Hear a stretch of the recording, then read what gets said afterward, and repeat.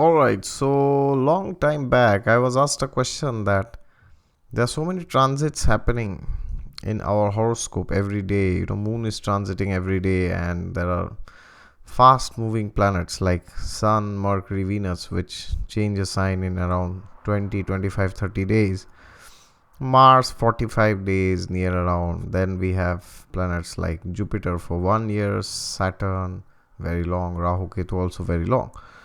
So, how do we know what exactly is going to happen in our life? All right. So, today we will discuss on some of those points, and I will try to make it point wise, but I think I don't know to what extent I'll be successful in making it structured. But all right, let's discuss about it. And yes, if you are new to the channel, then please subscribe. And if you want a consultation from me regarding your transits or your dashas, then you could go down to my website in the description section. And yes, God is there with you all the time. Just look to Him and you will find Him through the transits. Alright, so what actually decides, or who decides what's going to happen in your life? Many times people have this confusion that is it dashas which decide or is it transits? All right, so the answer is both.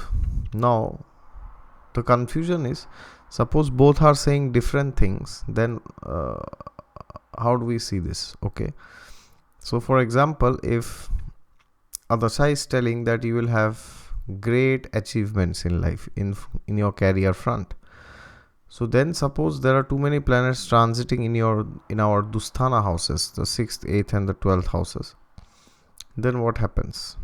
All right, this is a question. Or suppose it's the opposite. If the dasha is promising humiliation, then if too many planets are transiting your 10th house and the 11th house, then what happens? All right, so we will try to address these questions here. So the first thing which I want to say is, whenever there are planets transiting in your house, in any house, and yes, before I speak on transits, it's very essential that I speak on dashas, because to be very honest, what happens in your life is finalized by the dashas. Transits can tell you where the focus is during that time, okay, or transits related to those houses which the dasha lord rules or where it sits can be those triggers when those events happen in your life. So let's talk with some examples here. So whenever a transit is happening in a particular house, just check in your Mahadasha and in the Antardasha. I'm talking of Vimshotri Dasha here, okay? You can take Pratyantar Dasha also, but that becomes too complex and too specific. And sometimes the Pratyantars are also very small if the planets are like, Sun, Moon or Mars. So let's take the Antardasha. So for example, suppose there is a Dasha planet which is promising marriage in your chart. Okay, so marriage is seen by which houses? It is seen by 3 houses, 2, 7 and 11. Second house, because it's family. Marriage is an inclusion of a new person into the family. Your family expands. The house of family gets activated because all your relatives and everybody comes. At least it used to happen in India in the ancient days, and even now somewhere to a large extent. It could also happen in the West. Then 7th house. 7th house is primarily the house of marriage because it's the union, the contract which a man and a woman signs. And 11th house is the fulfillment of hopes, wishes, gains and desires. Okay, so that is what marriage is. So now suppose somebody's dasha is promising marriage, Mahadasha is promising, and the Antardasha, and I have seen in my experience, even if Pratyantars do not agree or they are neutral, if the Mahadasha Lord and the Antardasha Lord is very strongly indicating marriage, then marriage happens. Irrespective of the Pratyantar, I have seen, provided the 7th house comes in both of these two, okay, in the Mahadasha and in the Antardasha. Alright, so now suppose as per Dasha it is finalized that somebody is going to get married. So then what to do? Now you have to check when are the planets transiting the 2nd, 7th and the 11th houses. So for example, now majority of the planets are in Gemini when I'm making this video. Gemini and 2 planets are in Cancer now. So the point is now, so for example, if somebody is a Taurus ascendant, then Gemini is in their 2nd house, right? So now if in the horoscope of a Taurus ascendant it is indicated that he or she will get married, then it could happen that now he gets married. That could happen. Or 7th house for Taurus is Scorpio. Okay. So when these planets transit Scorpio, which is around October, November, around that time, then again the marriage could take place. So now also you have to check whenever these planets are transiting a particular house, then you have to check which are the houses related to that house, similar houses. All right, so for example, let's take the example of childbirth, just like marriage. So for childbirth, what is childbirth? Basically, childbirth is also the 2nd house, because just like marriage, it's another person's entry into the family expands, the family gets activated, all the relatives come.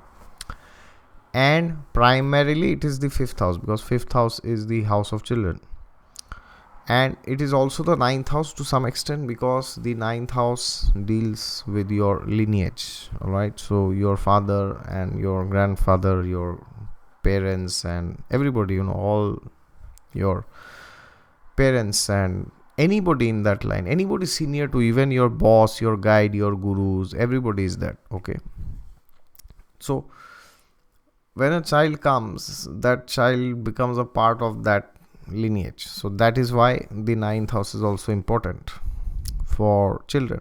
And then of course the 11th house is there. So 2nd, 5th, 9th and the 11th houses. So now suppose for somebody the dasha is promising children.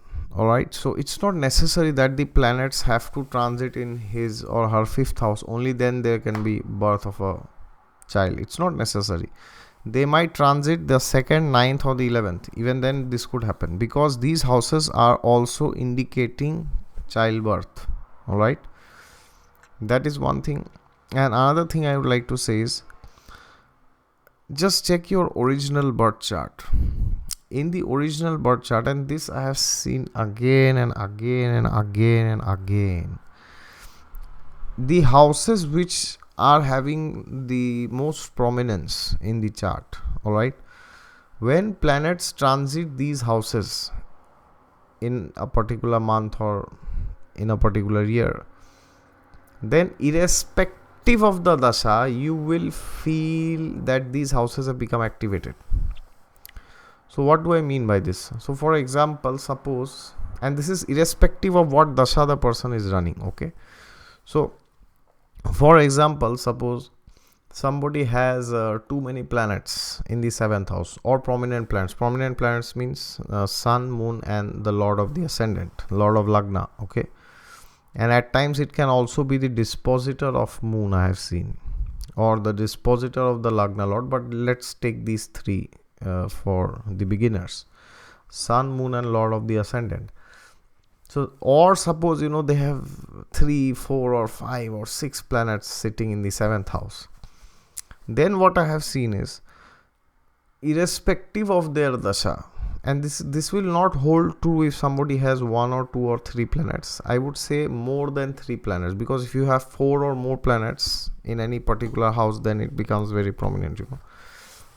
So suppose now they have 4 or 5 planets in the 7th house, and then planets are transiting, all right, in transit, sun, Mercury, Venus, Mars, or Jupiter, Saturn also it could be. Suppose they are hovering around the 2nd house of that person, not the 7th, the 2nd house. All right, even then, if the dasha has slight indications of the 7th house, which is very likely because the person has 4 planets, so most of the times the Mahadasha Lord might be sitting there. It might be lording the 7th house, or the Antardasha Lord might be sitting or lording the 7th house. Alright, so it's very highly likely that if somebody has 4 planets in the 7th house, either of the Mahadasha or the Antardasha can signify the 7th house, okay? Because so this becomes like a general principle, you see, then you don't have to focus too much on the dashas, all right? So then if the planets are transiting the 2nd house, then also the person can get married. This is what I have seen.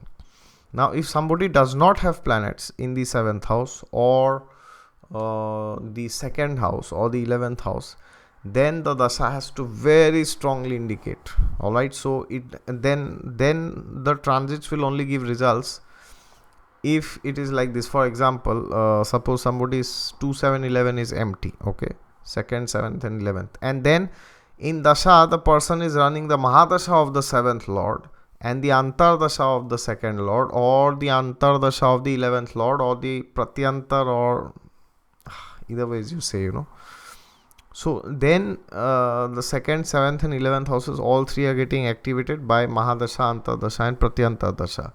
So then in that case, only when the planets are transiting the 2nd 7th and 11th, then the marriage can happen, okay? But irrespective of that, I have seen people who have a very strong 6th house, okay? So there, when in their case, majority of the planets will transit the 6th house, then their life becomes too much about work, because it's actually very harmonious with the dasha. Because if you have too many planets in a house, as I said regarding the 7th house, most probably the Mahadasha or the Antardasha or the Pratyantar dasha will signify that house by any means, either by sitting or by lording. So then when transits go there, your life becomes very lively in context of those areas. And now let us take some contradictory scenarios. Contradictory in a sense that suppose somebody's horoscope has no yoga for marriage, which means like they due to some reason they are not able to get married by the dasha, or the dasha is not permitting. And suppose there are too many planets which are gathering in the 7th house, all right, in transit, for example. Then what can happen? Well, then in my experience, in my limited experience, I have seen that the talks related to marriage go on, but still the person cannot get married if the dasha lords are denying marriage, okay? And the other way around also I have seen, if the horoscope is supporting marriage. So for example, suppose a person has 4 planets in the 7th house, but if the dasha planets are signifying the 6th house very strongly, and then the planets transit 7th house, even then it's very difficult for the person to get married, because the dasha lords are denying. So it's like saying, because dasha lords are the kings, they decide what happens. So the majority of the planets are in the 7th house, and the dasha lords are very strongly denying the 7th house, which is 12th of the 7th, which is the 6th house. So then it becomes like a big task, that everybody wants something, but because you have the key, you are not letting it happen. So it's like a very intense energy which the person faces, that should I get married to this person or should I not get married to this person. All right, so this is the way how you can identify the most important houses in a transit, okay? So just see the houses where the planets are transiting, and then check if anything related to that house or activities which are similar to that house, which can be given by other houses, like for example childbirth, 5th house, 2nd house, 9th house, 11th house. Is the dasha lord promising something? All right, and then you have to check the antardasha, and then you combine with the transit. So this is how you study the transits. And the final event happens, in my experience, I've seen when moon transits these houses. So suppose for a Taurus Lagna person, now these planets are in Gemini, okay, 2nd house, but the day moon will go to the 11th house, all right, then which is Pisces for Taurus. So that is the day somebody can get married if they are running the dasha of the 7th lord, which is Mars, okay, for Taurus. So that is how you have to see and judge and understand the transits. Okay, then you will be able to pinpoint things and know what actually, how actually these two will combine and give the results. All right, and never go into this battle zone of dasha is telling something, transit is telling something. No, always remember, if the dasha is denying a particular event, or even if it is not neutral, I would say specifically if it is denying, then there can be millions of transits happening in a particular house, you will not get result. All right, so for example, if somebody's dasha is promising that they will have great success in career, and if there are too many planets transiting the 8th house and the 12th house especially, then it can happen that the maintaining that status becomes a bit challenging for that temporary period of time, but that person will stay in that position. You cannot drag that person down, it's not possible, because the dasha is indicating he will have name and fame, he or she, whoever. All right, so this is how you have to know when to give which transit more importance. All right, and now suppose somebody's dasha is promising great achievements in career, but the majority of the planets are in the 8th or the 12th houses, or sometimes the 6th or the 3rd also I've seen. Then when these planets transit the 3, 6, 8, 12, then also maintaining that will become 10 times more difficult, because majority of the planets in the birth horoscope are sitting in these houses, and the antar or the pratyanta dasha of these planets will be running, even if the mahadasha lord is saying great success in career. All right, so then you could say that maintaining that will become even more difficult, and it could be the opposite also.